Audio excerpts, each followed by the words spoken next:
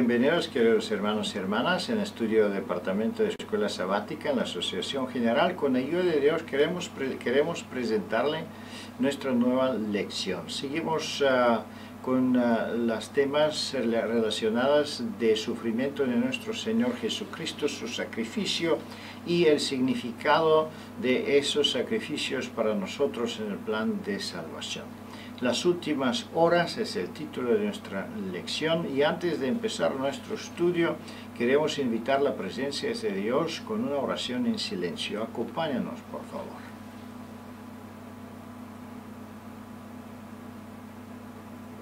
Amén. Estamos junto con nuestra querida hermana Raquel. Bienvenida, Raquel, y su servidor, Pastor Petkov. Seguimos con la estructura de nuestra lección. Las últimas horas es una lección muy importante. Está tratando la última hora de vida de nuestro Señor Jesucristo como ser humano aquí en esta tierra. Después del testimonio de introducción tenemos el primer subtítulo, de la luz a las tinieblas, y aquí, como se puede entender del mismo subtítulo, estamos hablando de la oscuridad que ocurre prácticamente en este momento en la cruz. ¿Y por qué surge esa tinieblas o esa oscuridad? Vamos a ver aquí relacionado con los versículos bíblicos qué significa esto para nuestro Señor Jesucristo, qué significa eso para la multitud. Bueno, vamos a verlo aquí en la lección. Clamando a Dios es el punto central de nuestra lección, es prácticamente el punto final y más alto de sufrimiento de parte de nuestro Señor Jesucristo, la separación de Él y el Padre, recibiendo los pecados del mundo. ¿Cómo sucede eso? ¿Y qué significado tiene eso para nosotros? Podemos verlo en esas dos preguntas. La petición final es prácticamente solo la pregunta número 6 y la conclusión es la pregunta número 7. Toda la lección tiene que ver con el sufrimiento de nuestro Señor Jesucristo. Especialmente debemos concentrarnos en esto, que Él recibe los pecados del mundo. Debemos explicar también cómo sucede su muerte, porque es un reto para muchos. ¿Cómo puede ser que Dios, que es eterno, en ese caso muere? Prácticamente no muere la divinidad, muere solo la humanidad de Jesús. Bueno, son elementos que no están directamente mencionados en la lección, pero debemos mencionarlo para evitar con qué tipo de confusión en que pueden entrar nuestros alumnos y visitas en las iglesias. Es una lección sumamente importante, y la comprensión de ella prácticamente nos lleva de una mejor comprensión del plan de salvación. Seguimos adelante analizando cada pregunta por separado, empezando con pregunta número 1. ¿Qué sucedió? Perdón. ¿Qué sucedió a plena luz del día después que Jesús estuvo en la cruz por varias horas? ¿Qué podemos contestar en esa pregunta, Raquel? De acuerdo al versículo bíblico, sobrevino un acto sobrenatural por medio del cual la oscuridad, o sea, unas densas tinieblas, se colocaron sobre el Gólgota, sobre la cruz, y se extendieron a su vez también a la ciudad de Jerusalén. Es interesante también el nivel horario, lo cual lo hacía tanto más significativo, porque era aproximadamente las 12 del mediodía, cuando el sol estaba en su cenit, y lo hacía mucho más claro e impactante que esta era una intervención sobrenatural. A su vez también nos permite comprender que aproximadamente Jesús ya pendía de la cruz unas 3 horas, ya que había sido crucificado aproximadamente a la hora tercera, como a las 9 de la mañana, y ahora hacia las 12 del mediodía es cuando sobreviene esta oscuridad que va a mantenerse hasta aproximadamente las 3 de la tarde o la hora novena, cuando el Señor Jesús, nuestro Salvador, expira. Muchas gracias, Raquel. Es interesante que prácticamente en diferentes momentos de cumplimiento de profecías, eventos en la naturaleza, indica la importancia de esta hora, y en este caso tenemos este evento especial, la oscuridad. Sabemos que la oscuridad va a ser parte de las plagas, de una de las 7 plagas, también indicando el fin del mundo y la segunda venida de Cristo. También tenemos varias indicaciones en la naturaleza relacionadas con el cumplimiento de la profecía 2300 noches y mañanas. Ahí tenemos las caídas de las estrellas, el terremoto, y todos esos eventos Dios permite para que los hombres puedan entender la presencia de un asunto sobrenatural, un asunto muy importante en la historia de la humanidad. Seguimos más adelante y vamos a ver la pregunta número 2, ¿qué significaba esta oscuridad para la congregación, para los hombres y para Jesús? ¿Qué fue importante sobre la oscuridad que ocultó los momentos finales de la vida de Jesús y no permitió que los hombres fuesen su rostro? ¿Qué podemos contestar en esa pregunta? El Señor Jesús estaba solo, y lo estaba desde el principio, pero ahora que se aproximaban las últimas 3 horas antes de fallecer, aunque el Padre no podía demostrar su afecto hacia él, sí lo hizo, mostrando su misericordia a través de esta oscuridad. El hecho de que Jesús se viera envuelto en estas tinieblas le garantizó protección, aislamiento, privacidad e intimidad en estos últimos momentos de su existencia. También lo alejó del escarnio, la burla y la vergüenza de verse expuesto siempre públicamente ante los demás en una condición similar o semejante y tan dramática en la que él se encontraba. Así pues, fue un acto misericordioso de Dios, de su Padre, hacia él, y al mismo tiempo fue un elemento de terror, de pánico para los que le circuncidaban. Por lo tanto, es interesante comprobar que aún en la hora más terrible de nuestra existencia, aunque no podamos percibir la presencia de Dios, o no haya ningún sentimiento o emoción que nos haga sentir una protección tal, sí, Dios está con nosotros, igual que lo estuvo aún con Jesús en esas circunstancias tan extremas. Muchas gracias. Es interesante aquí que dice el segundo testimonio. Es una continuación de tus pensamientos. Dios y sus santos ángeles estaban al lado de la cruz. El Padre estaba con su Hijo. Sin embargo, su presencia no se reveló.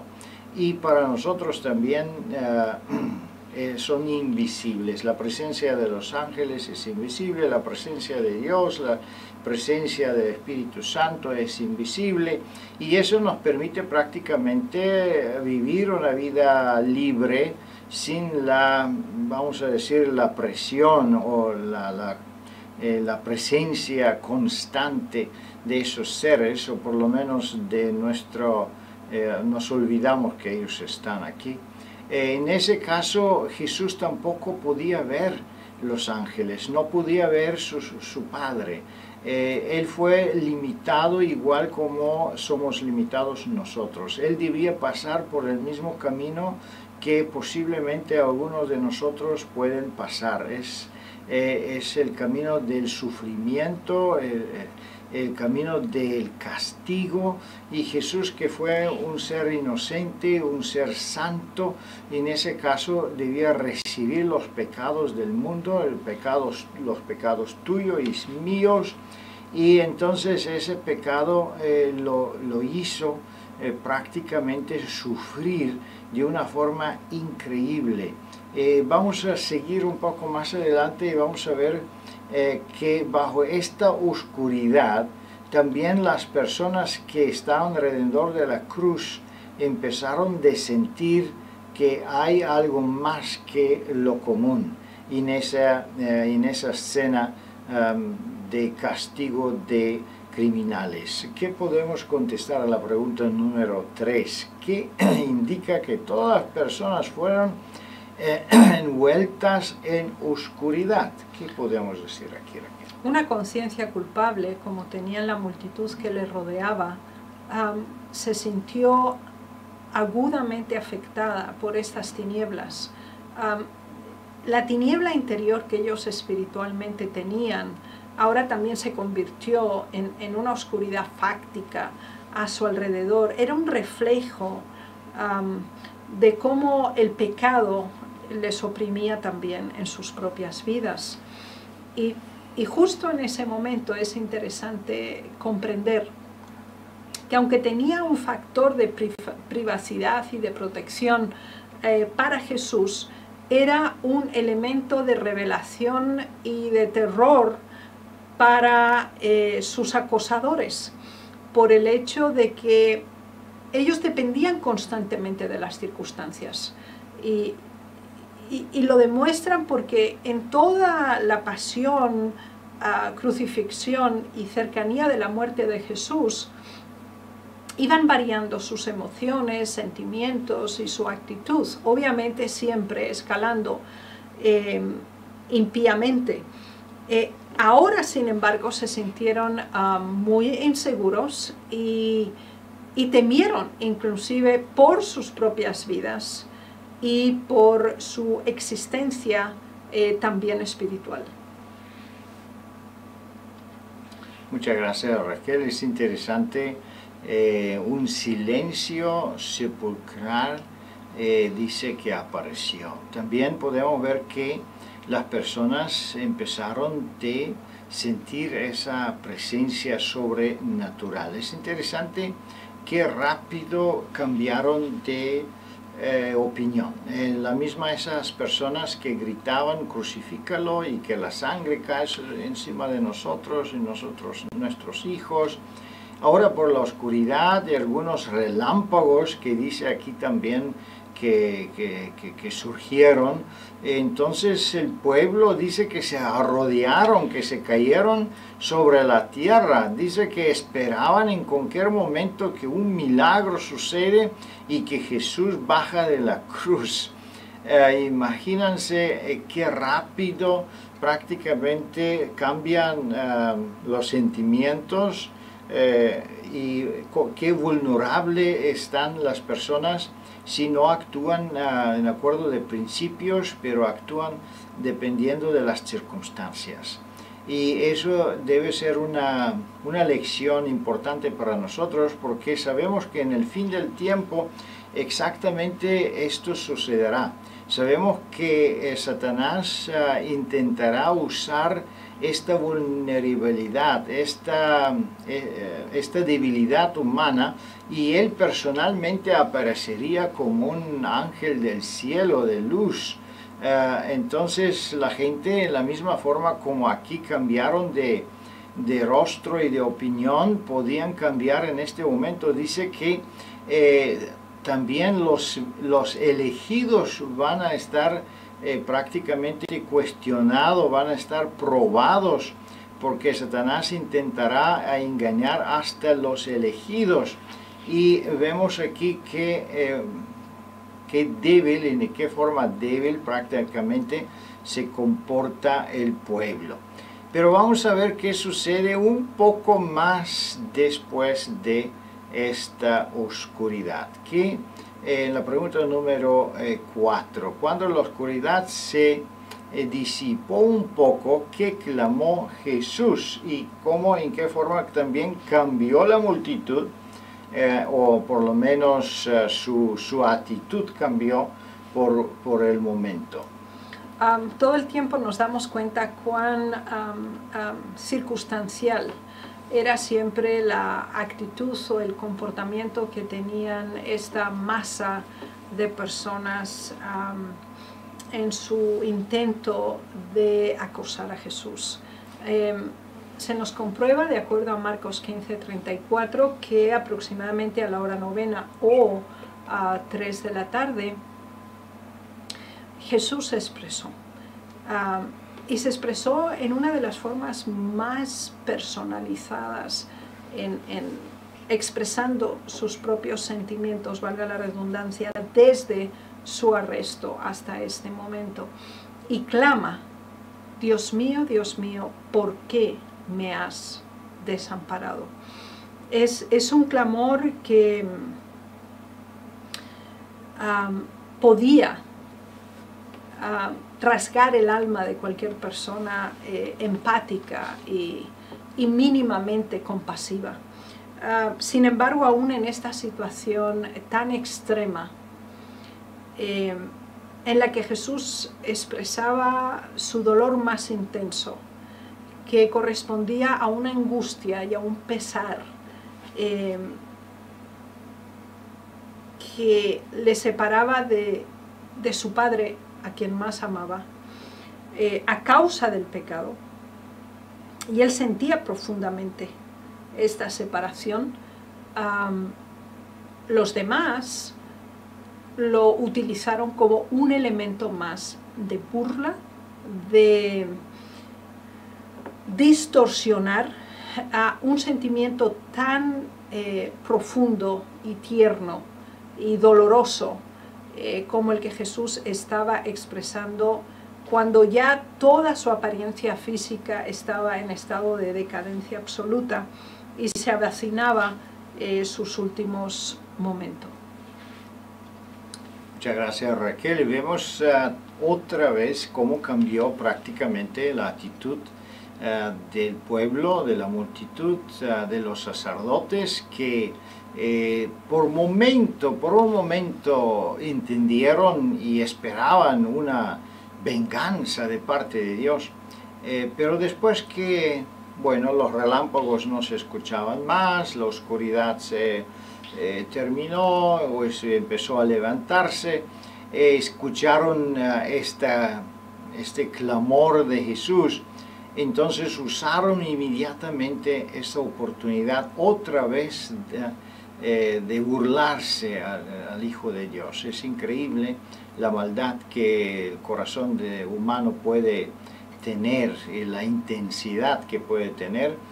Usaron todo posible y se gozaban en el sacrificio de Jesús, porque su debilidad prácticamente confirmaba las mentiras que ellos distribuyeron, los rumores que ellos distribuyeron delante del pueblo, y no se daban cuenta que prácticamente con este sufrimiento Jesús estaba comprando un poco más tiempo para la humanidad, estaba comprando una segunda oportunidad para los seres humanos. Seguimos más adelante y vemos en la pregunta número 5, ¿qué reveló el clamor de Jesús a su Padre? ¿Qué significaba prácticamente este clamor? No solo para Jesús, pero para nosotros como herederos de la salvación. El Señor Jesús se sentía separado del cielo, despreciado por la tierra. No sentía la presencia de Dios ni de los ángeles, pero sí sentía el clamor impío de los humanos. Esta situación tan opuesta a sus más puros e inmaculados sentimientos aumentaban tanto más su agonía mental y quebrantaban su capacidad de resistencia emocional. pero aunque fue una expresión tan íntima, tan profunda, fue mal interpretada, fue distorsionada y fue burlada por aquellos que lo escucharon. Y esto había caracterizado la vida de Jesús. Sus palabras habían sido descontextualizadas, usadas para burlarse del mismo y también para sentenciarlo. Así que nos damos cuenta que con amargo desprecio y escarnio, una vez más, utilizaron esta última oportunidad para aumentar los sufrimientos de Jesús. Muchas gracias, Raquel. Es interesante, aquí podemos confirmar otra vez que Jesús entendí que está separado por el Padre, pero el Padre no se separó de su Hijo. Jesús no fue abandonado por Dios, ni por el Espíritu Santo. También sabemos que el sufrimiento surgía también por los dolores corporales, pero más que todo por este dolor espiritual y emocional en que Jesús se encontraba, porque en ese momento él sentía que el pecado de todo el mundo fue cargado encima de él. Entonces, por ser pecador, él estaba prácticamente en la posición de ser enemigo de Dios, separado totalmente de Dios. Y esta posición para él fue fatal, porque él nunca cometió pecado. Él es el santo ser. Entonces, por recibir los pecados de todo el mundo en ese momento, obviamente él agonizó tanto que exclamó, Padre, Padre, ¿por qué me has abandonado? Y es increíble que teniendo ese dolor, teniendo esa tristeza, teniendo ese sufrimiento, él no exclamó, Padre, Padre, libérame de ese sufrimiento, alivia mi sufrimiento, o déjame en paz, yo no quiero sufrir más. En contrario, el único que podemos ver en esas exclamaciones es su agonía personal, pero seguía teniendo el amor y el deseo de participar, de continuar en el plan de salvación. Y es increíble también el peso que cargaba encima de él, porque el diablo intentó de hacer su agonía lo más pesado posible. Vamos a ver en la pregunta número 6 qué sucede prácticamente con esta agonía y de qué forma afecta eso el plan de salvación. La pregunta dice, puesto que su obra sobre la tierra y la cruz estaban acercando a su fin, ¿qué dijo Jesús? Entonces, ¿qué podemos concluir aquí? Este versículo en Juan 19:28 nos ofrece una de las claves que sostuvo a Jesús en esta situación límite.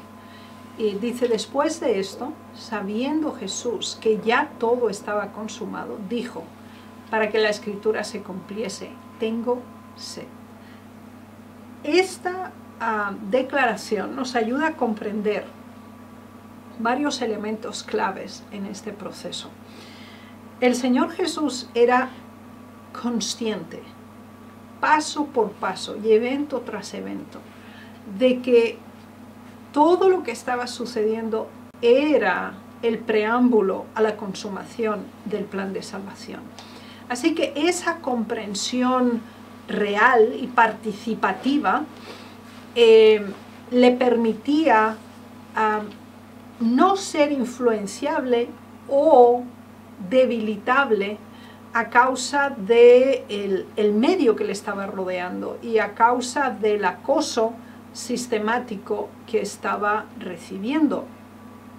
y siendo absolutamente consciente de que todo ya estaba consumado, quedaba todavía un elemento importante, y con el fin de que también la Escritura se cumpliera, su declaración fue: tengo sed. El objetivo de nuestras vidas, cuando esta es vivida con la presencia apreciable y deseada de Dios en nuestro diario vivir, y la clara meta de nuestra existencia, nuestra experiencia religiosa será estable, madura y progresiva, porque tendremos conciencia de lo que está sucediendo. Podremos hacer un seguimiento de la forma en que Dios nos ha conducido desde que nos llamó de las tinieblas a la luz a el momento en el que nos encontramos, incluso cuando sea tinieblas, como en este caso.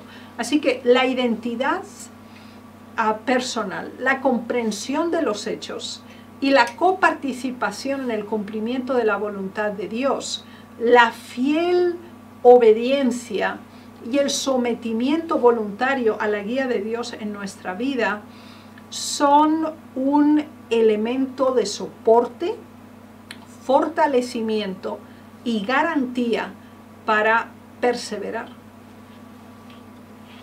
Muchas gracias, Raquel. Es interesante, en el último momento, después que se preocupó para su madre, después que se preocupó para los criminales que estaban colgando con él en la cruz, después que predicó a las mujeres que deben llorar por sí mismo porque viene un tiempo terrible de sufrimiento, por fin él pensó algo de su propia necesidad, que tenía sed.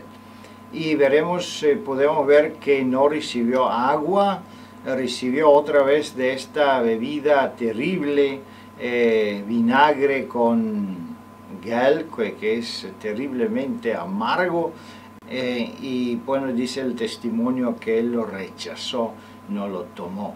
Es increíble de la forma como los seres humanos respondieron a este acto de amor, este acto prácticamente de la mayor amor que se podía expresar, que se podía demostrar en la vida de Jesús. Tanta maldad y tanto, ¿cómo se dice?, tanto malentendido y tanta ignorancia que se puede ver en el sacerdocio judío, en el pueblo judío en este momento.